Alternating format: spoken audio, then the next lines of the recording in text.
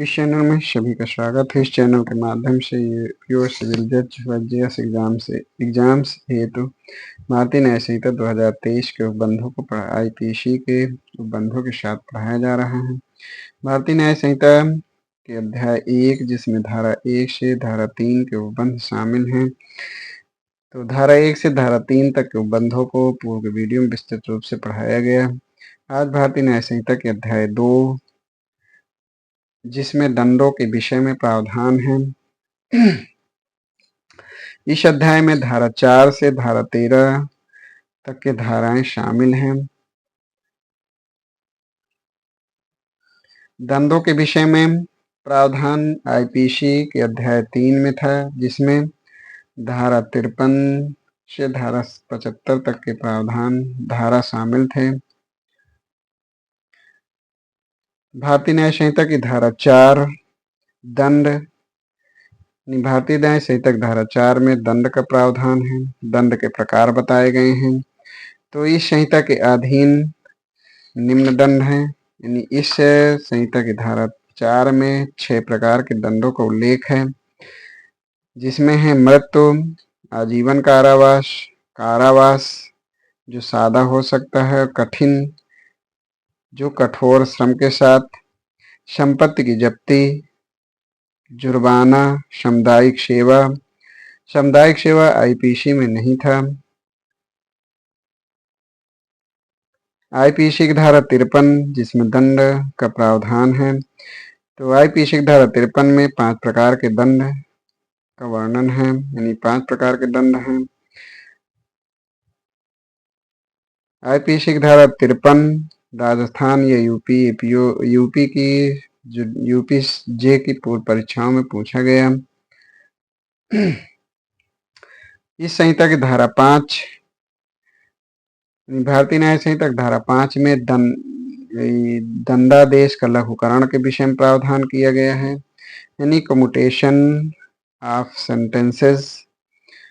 तो इस धारा 5 के अनुसार समुचित सरकार अपराधी की सम्मत के बिना इस संहिता के अधीन किसी दंड का बीएनएसएस यानी भारतीय नागरिक सुरक्षा संहिता 2023 की धारा 474 के अनुसार किसी अन्य दंड में लघुकरण कर सकेगी।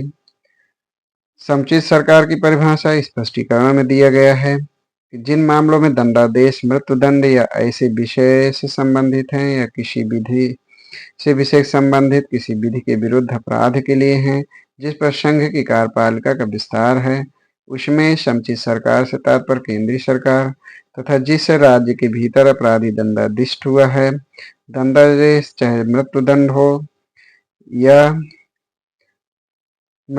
या नहीं, ऐसे विषय संबंधित किसी विधि विरुद्ध अपराध के लिए जिस पर राज्य की कार्यपालिका शक्ति का विस्तार है, तो वहां समुचित सरकार से तात्पर्य राज्य सरकार से है।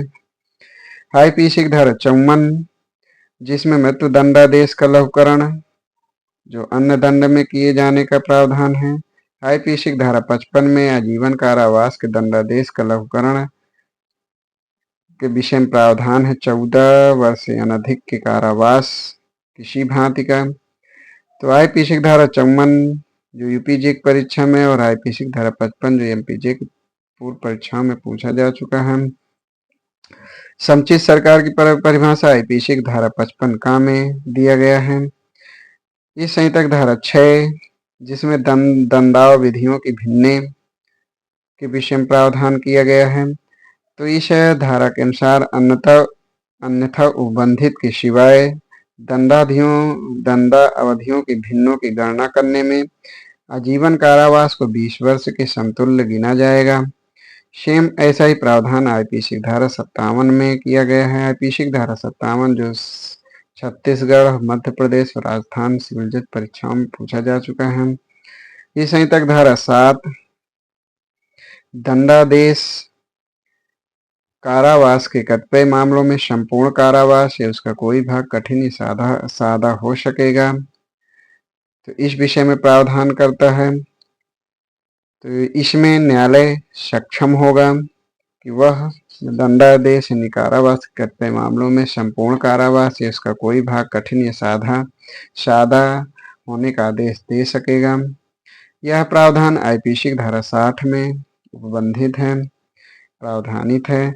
इस संहिता की धारा 8 जुर्माने की रकम, जुर्माना आदि देने में व्यतिक्रम होने पर दायित्व के विषय में प्रावधान करता है। तो इस संहिता की धारा 8 के खंड 1 यानी उपधारा 1 में ये बताया गया है कि जुर्माने की रकम, अगर जुर्माने की रकम देने में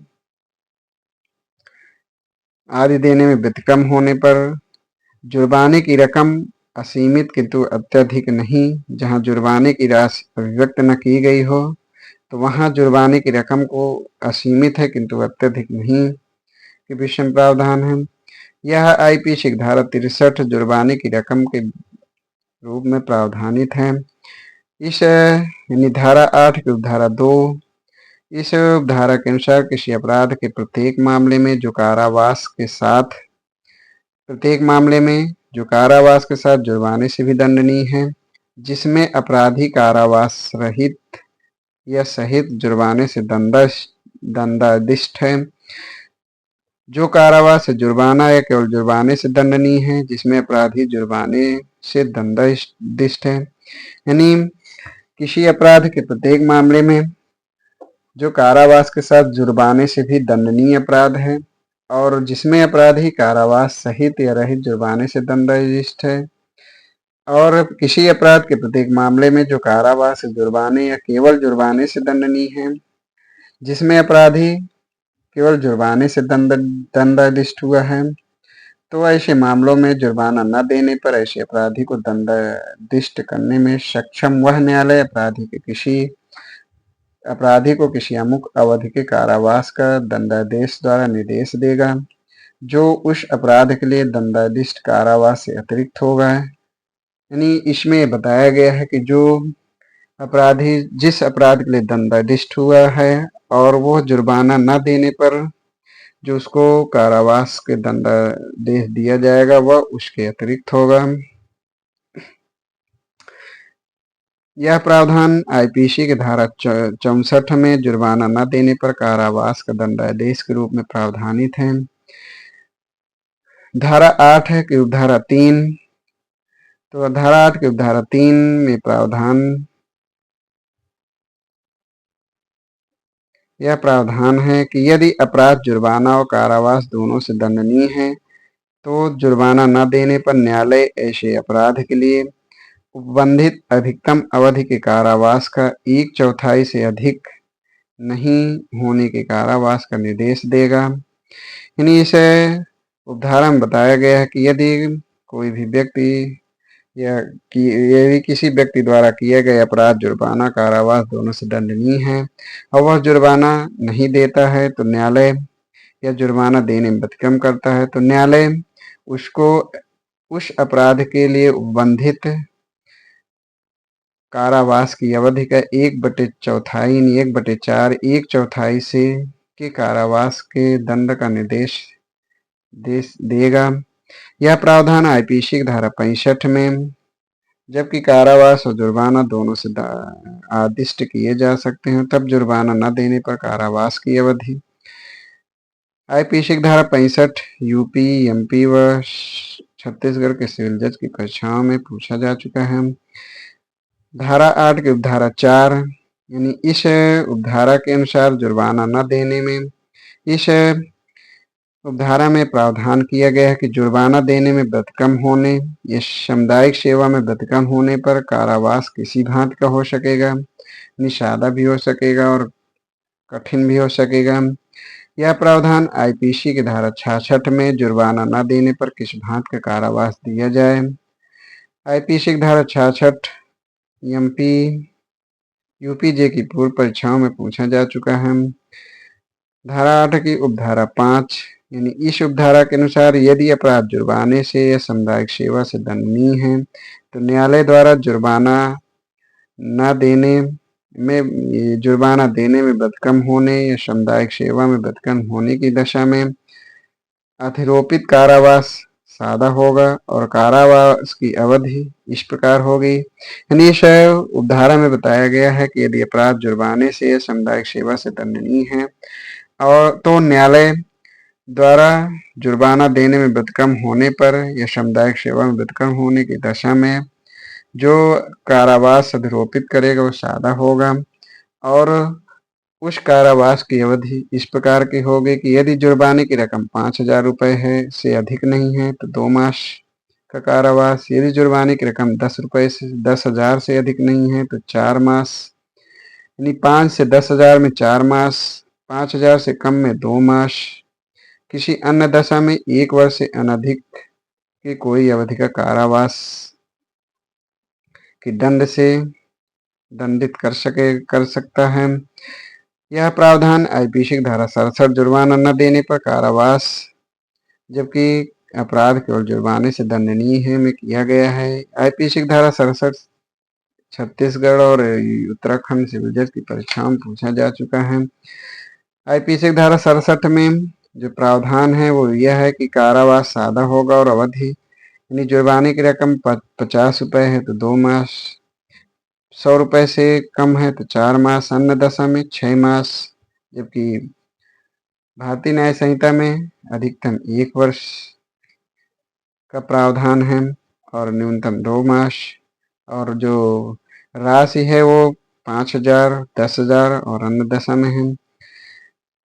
इस संहिता के धारा 8 की उपधारा 6 के खंड का में यानी इस खंड के अनुसार जब जुर्माना या तो चुका दिया जाए या विधि द्वारा उद्ग्रहित यानी लिवीव कर दिया जाए यानी वसूल कर लिए जाने पर जुर्माना देने के में व्यतिक्रम होने की दशा में अधिरोपित कारावास समाप्त हो जाएगा। यानी यदि उससे जुर्माना या तो वसूल कर लिया जाए या उद्ग्रहित कर लिया जाने पर जो जुर्माना न देने पे जो कारावास है वो समाप्त हो जाएगा। यह प्रावधान आईपीसी धारा 68 में जुर्माना देने पर कारावास का पर्यवसान के रूप में प्रावधानित है। इस धारा की उपधारा 6 के खंड ख में प्रावधान है कि इस उपधारा के खंड ख के अनुसार जुर्माना देने में व्यतिक्रम होने पर नियत कारावास के अवसान के पूर्व जुर्माने का ऐसा अनुपात जो व्यतिक्रम होने पर कारावास की भोगी गई अवधि और जुर्माने के तब तक न चुकाए गए भाग के अनुपातिक से कम न हो और चुका दिया जाने पर कारावास समाप्त हो जाएगा। यह प्रावधान आईपीसी की धारा 69 में जुर्माने का अनुपातिक भाग दे दिए जाने की दशा में कारावास का पर्यवसान यानी टर्मिनेशन के विषय में प्रावधान है। इस धारा की उपधारा 7 जुर्माना या उसका कोई भाग जो चुकाया न गया हो दंडादेश दिए जाने के पश्चात 6 वर्ष के भीतर किसी भी समय उद्ग्रहित किया जा सकेगा।